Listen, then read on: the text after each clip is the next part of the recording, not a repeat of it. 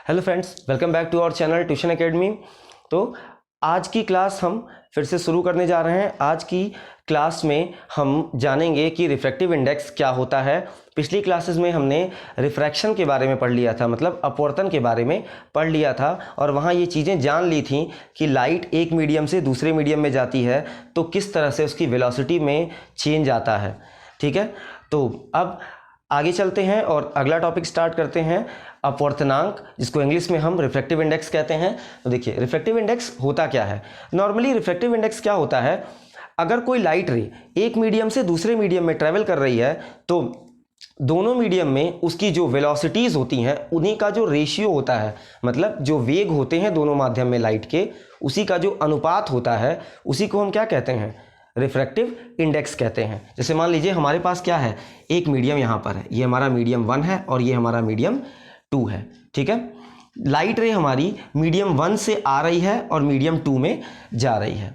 ठीक है, तो जब और मीडियम 1 में जो वेलोसिटी है लाइट की वो क्या है, v1 है, और मीडियम 2 में वेलोसिटी क्या है, v2 है। ठीक है, और जो इनका रिफ्रैक्टिव इंडेक्स है वो क्या है, म्यू है। ठीक है, कहीं कहीं आप इसको स्मॉल n से भी डिनोट किया हुआ देखेंगे, इसलिए मैं दोनों आपको बता दे रहा हूं ताकि आप कंफ्यूज ना हो। इसको म्यू से भी डिनोट करते हैं और स्मॉल n से भी डिनोट करते हैं रिफ्रैक्टिव इंडेक्स को। ठीक है, तो जो हमारा रिफ्रैक्टिव इंडेक्स होता है म्यू और n इज इक्वल टू क्या होता है, v1 अपॉन v2। ठीक है, normally refractive index is equal to the ratio of velocities of light in two mediums. यही इसकी नॉर्मल डेफिनेशन होती है। अब आप समझ रहे होंगे कि नहीं सर, फॉर्मूला जो है इसमें कुछ चेंज होता है, तो आपके फॉर्मूले पे भी आते हैं। देखिए, होता क्या है कि अगर हम पहला मीडियम, नॉर्मली बुक्स में ये फॉर्मूला आपको नॉर्मली नहीं मिलेगा, आपको फॉर्मूला मिलेगा म्यू और n equal to c by v. ठीक है, ये फॉर्मूला मिलता है। तो फिर ये और इसमें डिफरेंस क्या है।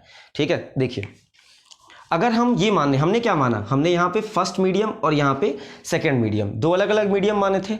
हमने मीडियम का कोई नाम नहीं बताया था कि वो मीडियम है कौन सा। ठीक है, तो अगर हम मीडियम का नाम नहीं बताते हैं तो हम ये formula v1 upon v2 use कर सकते हैं। ठीक है, या लेकिन अगर हम मान लें कि जो पहला मीडियम है वो हमारा किसका है, एयर का है, और दूसरा मीडियम कोई भी मीडियम है, फिर यहाँ पे कोई दिक्कत नहीं है, यहाँ हम कोई भी दूसरा मीडियम ले लेते हैं। ठीक है, तो क्या होगा, एयर में लाइट की वेलोसिटी क्या होती है, फिक्स होती है, और उसको हम डिनोट करते हैं किससे, c से। c की वैल्यू होती है 3 इंटू 10⁸ मीटर पर सेकेंड।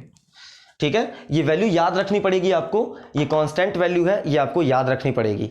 ठीक है, तो अगर हम यहाँ पे एयर का मीडियम ले लेते हैं तो एयर में जो लाइट की वेलोसिटी होती है वो फिक्स होती है, जिसको हम c से डिनोट करते हैं। इसकी वैल्यू होती है 3 इंटू 10⁸ मीटर पर सेकेंड।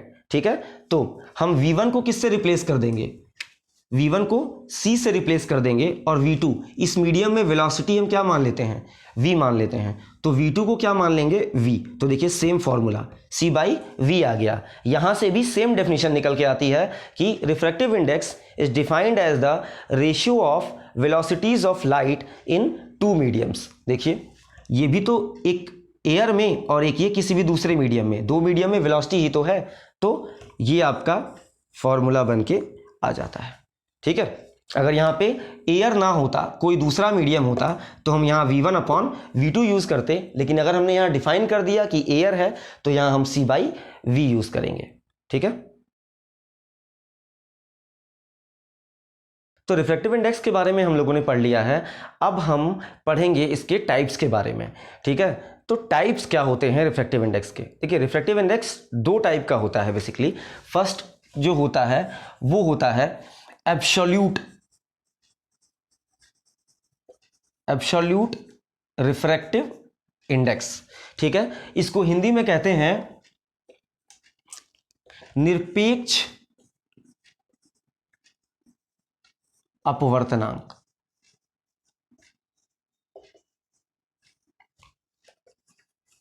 और दूसरा टाइप होता है रिलेटिव रिफ्रैक्टिव इंडेक्स।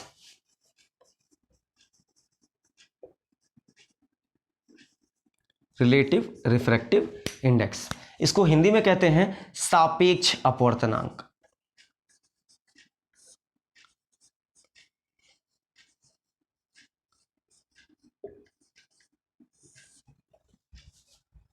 तो चलिए डिस्कस करते हैं, वन बाय वन इसको हम डिस्कस करते हैं। सबसे पहला होता है एब्सोल्यूट रिफ्रैक्टिव इंडेक्स।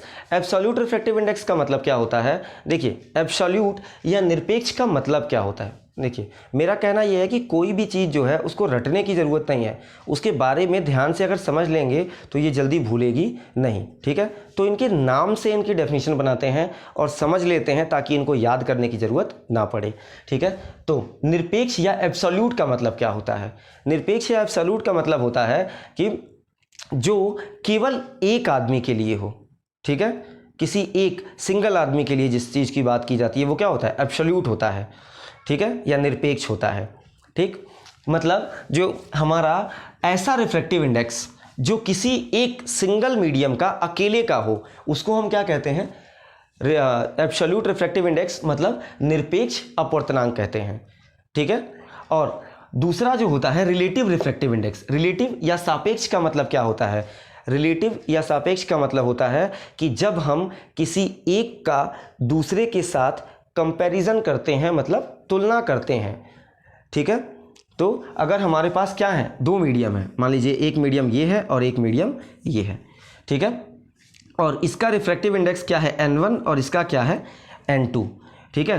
तो हम यहाँ पे क्या करेंगे? अगर इनका रेशियो लेते हैं n2/n1 तो क्या हो जाएगा? यहाँ पे ये n2/n1 जो आएगा, इसकी वैल्यू जो भी आएगी इसको हम अज्यूम कर लेते हैं, मान लीजिए कुछ n मान लेते हैं। n2/n1 को जब n2 में n1 से डिवाइड करेंगे तो एक वैल्यू आएगी, उसको हम क्या अज्यूम कर लेते हैं? n अज्यूम कर लेते हैं, ठीक है।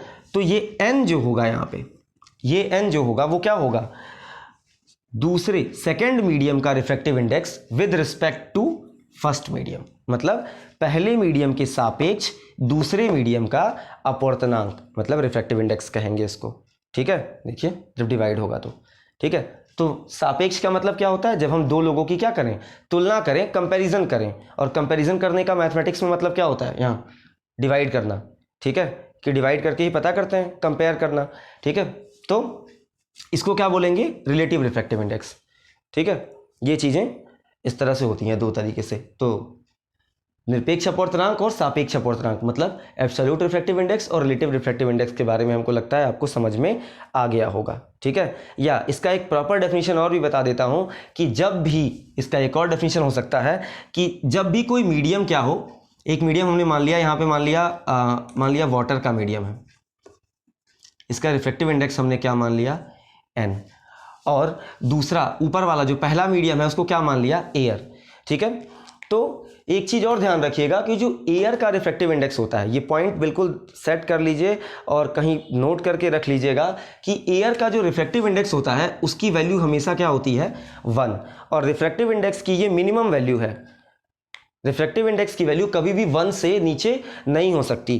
कई बार आपके बोर्ड एग्जाम में ये क्वेश्चन पूछा जा चुका है कि which is a possible value of refractive index, मतलब इनमें से कौन सा एक अपवर्तनांक की वैल्यू, अपवर्तनांक का मान हो सकता है। ऑप्शन दिया होगा 4 आपके पास, लिखा होगा 1/2, 1/3, 2/4 और 3/2।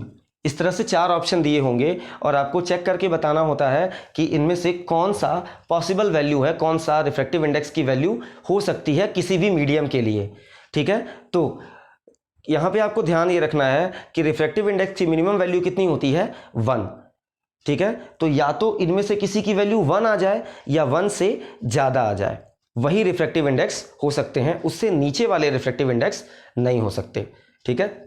तो 1/2 इसकी वैल्यू कितनी होती है? 0.5, 1 से छोटा है तो ये वैल्यू नहीं हो सकती। 1/3 0.33, ठीक है, ये भी 1 से छोटा है तो इसकी भी, ये भी रिफ्रैक्टिव इंडेक्स नहीं हो सकता।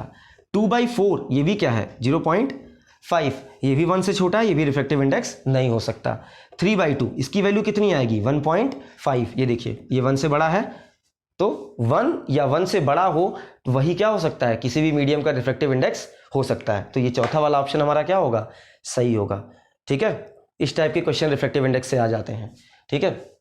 तो एयर का रिफ्रैक्टिव इंडेक्स 1 हो गया, वाटर का n हो गया, तो ये n क्या होगा? यहाँ पे जो n होगा वो वाटर का अपना एब्सोल्यूट रिफ्रैक्टिव इंडेक्स होगा, मतलब निरपेक्ष अपवर्तनांक होगा, ठीक है। और ये 1 क्या है, वो एयर का एब्सोल्यूट रिफ्रैक्टिव इंडेक्स होगा, ठीक है। लेकिन अगर हम इस तरह से रख दें, यहाँ पे क्या रख दें, वाटर रख दें और यहाँ पे रख दें ग्लास, मतलब यहाँ पे हम क्या रख दें, जल ले लें और यहाँ पे क्या ले लें, कांच, ठीक है।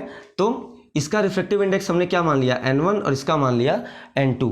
तो यहाँ पे अगर हम n2/n1 करते हैं तो क्या होगा, जो वैल्यू आएगी इसकी वो क्या होगी, ग्लास का रिफ्रैक्टिव इंडेक्स मतलब कांच का अपवर्तनांक किसके सापेक्ष, किसके रिस्पेक्ट में, वाटर के रिस्पेक्ट में, ठीक है।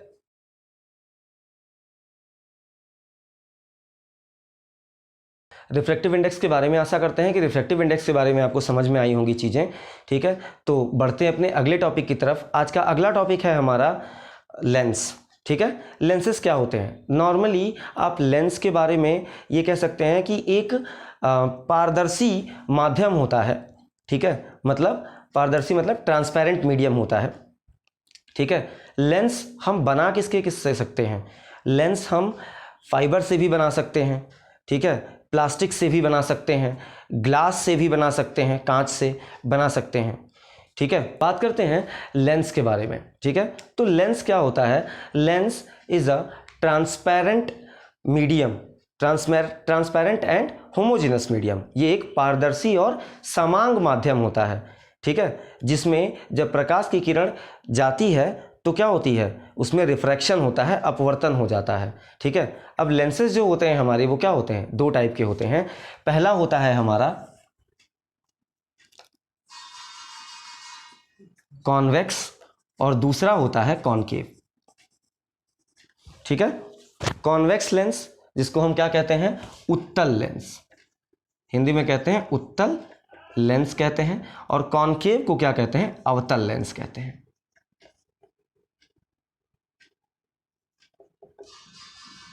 ठीक है। ये चीज़ हमने आपको मिरर में जब दर्पण पढ़ा रहे थे तभी बताया था, याद करने का तरीका कि देखिए केव मतलब ये क्या होगा, अंदर की तरफ दबा होगा, और वैक्स मतलब ऊपर की तरफ उभरा होगा, ठीक है, बल्गिंग आउट सरफेस होगा, ठीक है।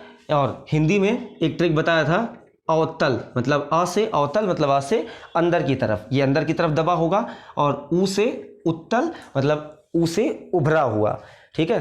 तो उभरा हुआ जो लेंस होगा वो क्या होगा, उत्तल लेंस होगा, और जो अंदर की तरफ जिसका सरफेस दबा होगा वो क्या होगा, हमारा अवतल लेंस होगा, ठीक है। अच्छा, अब बात कर लेते हैं जरा इनके टाइप्स के बारे में। जो हमारा कॉन्वेक्स लेंस होता है वो भी क्या होता है, हमारा कॉन्वेक्स लेंस भी हमारा होता है 3 टाइप का, और कॉनकेव भी कितने टाइप के होते हैं, 3 टाइप के होते हैं, ठीक है। कॉन्वेक्स लेंस होता क्या है, पहले ये तो जान लें कि कॉन्वेक्स लेंस होता क्या है। कॉन्वेक्स लेंस जो होता है हमारा वो एज पे पतला होता है, ठीक है। एज मतलब किनारों पे क्या होता है, ये पतला होता है, और बीच में क्या होता है, मोटा होता है, ठीक है। और कॉनकेव लेंस जो होता है वो हमारा एज मतलब किनारों पे क्या होता है, किनारों पे मोटा होता है, और बीच में क्या होता है, पतला होता है, ठीक है। और इनके ये जो 3 टाइप्स हैं वो फिलहाल 10th के सिलेबस में नहीं है, इसको हम लोग ब्रॉड तरीके से पढ़ेंगे जब हम 12th के फिजिक्स वाले चैप्टर में पढ़ेंगे तो, ठीक है। हमारा जो 12th का वीडियो है उसमें हमने इसको एक्सप्लेन किया है अच्छे से पूरा, तो आप उसमें वहाँ पे जाके देख सकते हैं अगर आप जानकारी लेना चाहते हैं तो। फिलहाल 10th क्लास के हिसाब से आपको बस इतना ही जानना है, ये 3 टाइप्स के बारे में आपको जानने की अभी फ़िलहाल ज़रूरत नहीं पड़ेगी, ठीक है। तो लेंस हो गए। अब इससे रिलेटेड कुछ चीज़ें हैं जिनके बारे में हम जान लेते हैं। एक लेंस फार्मूला होता है, ठीक है। नॉर्मली लेंस की जो फोकल लेंथ होती है f, उसमें और जो ऑब्जेक्ट की डिस्टेंस होती है u, और इमेज की जो डिस्टेंस होती है v, इनके बीच में रिलेशन का एक फार्मूला होता है 1/f is equal to 1/v minus 1/u। ये दोनों लेंसेज के लिए सेम होता है, ठीक है। जब हम मिरर पढ़ रहे थे तो वहाँ पे सारी चीज़ें आपको प्रॉपर तरीके से एक्सप्लेन की गई थी कि f क्या है। f है फोकल लेंथ, हिंदी में कहें तो फोकस दूरी। v क्या है, डिस्टेंस ऑफ इमेज मतलब जो प्रतिबिंब बनता है उसकी दूरी है, ठीक है। और u क्या है, हमारा वस्तु की दूरी है मतलब डिस्टेंस ऑफ ऑब्जेक्ट, ठीक है। और ये सारी दूरियां कहाँ से नापी जाती हैं? ये सारी दूरियां जो नापी जाती हैं वो हमारे लेंस के ऑप्टिकल सेंटर से, यहाँ बिल्कुल बीचों बीच ऑप्टिकल सेंटर होता है जिसको हम प्रकाशिक केंद्र कहते हैं हिंदी में। इस केंद्र से सारी दूरियां नापी जाती हैं। उसी तरह दूसरे में भी यहाँ पर एक प्रकाशिक केंद्र होता है, यहाँ पे, ठीक है। इस प्रकाशिक केंद्र को हम क्या करते हैं? C से डिनोट करते हैं, ठीक है। यही जो C होता है यही होता है हमारा प्रकाशिक केंद्र या ऑप्टिकल सेंटर होता है। सारी दूरियां यहीं से नापी जाती हैं, ठीक है। अच्छा, इसके चूंकि लेंस में क्या है, दो सरफेस हैं, देखो एक इधर है सरफेस और एक इधर, दो सरफेस हैं, तो यहाँ पे क्या होगा, फोकल लेंथ भी दो होंगे। इसमें एक फोकल लेंथ इधर होता है, यहाँ पे होता है हमारा क्या, प्रिंसिपल फोकस। एक प्रिंसिपल फोकस किधर होता है, इधर। इसके लिए, इस वाले लेंस के लिए दो फोकस होंगे, एक इधर और एक इधर, दो होंगे, ठीक है। और इस लेंस के लिए जो फोकस ये f2 होगा और ये क्या होगा हमारा f1 होगा। लेकिन इस लेंस में भी दो होंगे, इस सरफेस के लिए एक होगा प्रिंसिपल फोकस और दूसरे वाले सरफेस के लिए भी क्या होगा, प्रिंसिपल फोकस, ठीक है। और लेकिन इसमें क्या होता है, f2 पहले होता है, सॉरी, और f1 बाद में होता है, ठीक है। ये उल्टा होता है इसमें। इसीलिए हमारा जो कॉन्वेक्स लेंस है इसका जो फोकल लेंथ होता है वो क्या होता है, पॉजिटिव होता है। फोकल लेंथ, जिसका फोकल लेंथ होता है वो क्या होता है, पॉजिटिव होता है। और इसका जो फोकल लेंथ होता है वो क्या होता है, नेगेटिव होता है। फोकल लेंथ क्या होता है, ये चीज़ें आपको पहले ही बताई जा चुकी हैं, फिर से एक बार बता देता हूँ कि ऑप्टिकल सेंटर से प्रिंसिपल फोकस के बीच की डिस्टेंस, ठीक है, मतलब यहाँ से यहाँ तक की डिस्टेंस क्या होगी, फोकल लेंथ होगी, ठीक है। इसमें भी यहाँ से ये पूरी डिस्टेंस क्या होगी, फोकल लेंथ, और यहाँ से यहाँ तक की पूरी डिस्टेंस क्या होगी, फोकल लेंथ होगी, ठीक है। हो गया। इसके बाद ये, और इसमें एक फॉर्मूला और होता है जिसको हम क्या कहते हैं, रेडियस ऑफ कर्वेचर। तो रेडियस ऑफ कर्वेचर का जो फॉर्मूला होता है वो R इक्वल टू क्या होता है, 2f, ठीक है। रेडियस ऑफ कर्वेचर जो होता है वो क्या होता है, हमारे फोकल लेंथ का डबल होता है। इसी को हम क्या कहते हैं, रेडियस ऑफ कर्वेचर कहते हैं, ठीक है। तो आशा करता हूँ कि आपको सारी चीज़ें समझ में आई होंगी। और आज हम यहाँ 10th क्लास की फिजिक्स को कंप्लीट कर रहे हैं। यहाँ तक हमारी फिजिक्स 10th की बिल्कुल कंप्लीट हो चुकी है, ठीक है। जिसने भी हमारे वीडियो नहीं देखे हैं वो सारी वीडियो शुरू से देख लें, और आपके लिए पेपर में ये काफ़ी हेल्पफुल होंगे, ठीक है। तो अगर आपको वीडियो अच्छा लगा हो तो हमारे चैनल को सब्सक्राइब करें और हमारे वीडियो को अपने दोस्तों तक शेयर भी करें ताकि सबको इस चीज़ का फ़ायदा मिल सके।